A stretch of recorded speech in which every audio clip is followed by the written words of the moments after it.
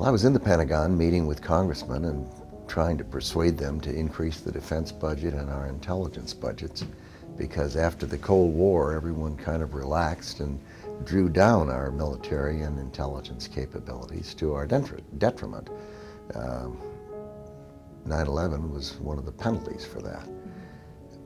The first plane hit the World Trade Center, and of course everyone assumed that was an accident, and then the second one hit, and it was no longer an accident, it was an attack on America. And shortly thereafter I was in my office when the plane hit the Pentagon, and you could feel the thing shake, and it was a tough day for America.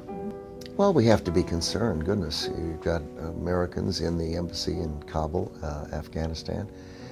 On the other hand, a terrorist can attack any place, anytime, using any technique, and there's physically no way that any country can defend everywhere, at every moment of the day or night, against every conceivable approach that someone might take to kill innocent men, women, and children.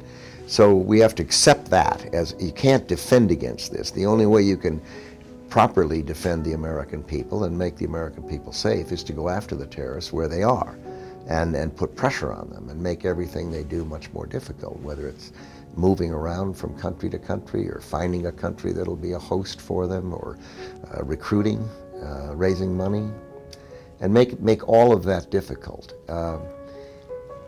I think that we have to accept the fact that there's going to be a certain amount of disorder in the world, and we can't manage it all. But in answer to the question, are we safer, I think people have to say that the evidence is clear that we are. That the structures that were put in place by the Bush administration, Guantanamo Bay, indefinite detention, military commissions, the Patriot Act, the pressure, the 90-nation coalition to put pressure on the terrorists, it's worked. I mean, there have been terrible terrorist attacks elsewhere in the world, but there has not been another successful one in the United States now for a decade, which is an amazing accomplishment.